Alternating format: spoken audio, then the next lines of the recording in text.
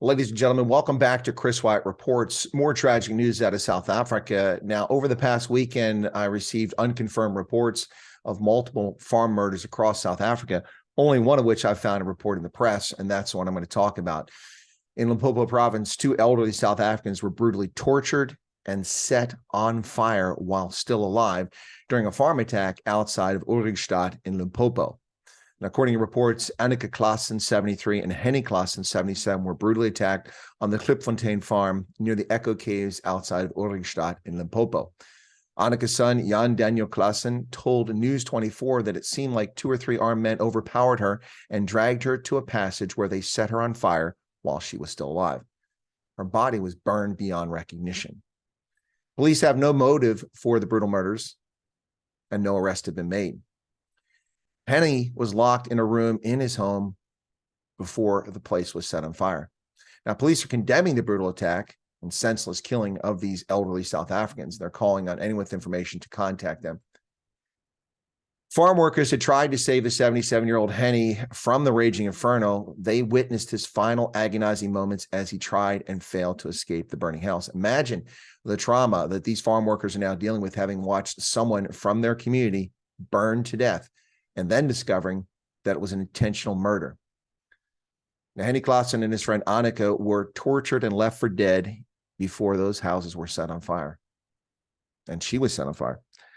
Again, Anneke's son, Jan Daniel Klaassen, told News 24 that farm workers raised the alarm at around 14:45. That's 2:45 in the afternoon when they saw smoke coming from Henny's home. They called for backup because they saw men in balaclavas running out of the house. And when they got to Henny's house, they found the door locked. They heard that he was still alive because they could hear him falling around in the house. They kicked the door down to save his life, but he died in the scene. What is particularly egregious and horrific about this is it's a brazen, broad daylight murder. This is domestic terrorism. This isn't robbery. This isn't land issues. This is an effort to drive white South Africans off of their property in South Africa. And it doesn't matter whether you own farms or not. The domestic terrorism and the criminal activity is simply targeting white South Africans. But they're not alone.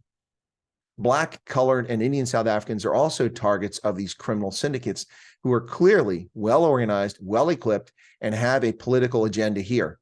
And that is to make South Africa's rural areas ungovernable and to leave the land go fallow. To what end? What is going on here? Why is this the objective? Well, this is horrific.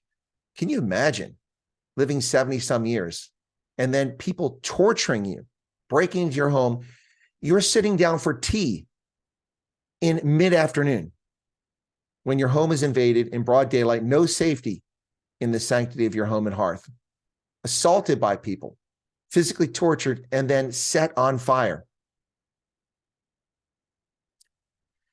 This is a consequence of lawlessness in South Africa, which is led by a criminal cabal masquerading as a political party known as the African National Congress, that withdrew rural security by disbanding 168 commando regiments under false pretenses over 15 years ago, greatly reducing rural security and leaving rural South Africans at the mercy of criminals and criminal syndicates.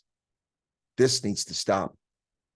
And the world is not paying attention. The world's focused at its navel, looking at Ukraine and Russia and the lunacy going on there, a war being fueled by Joe Biden and Jens Stoltenberg.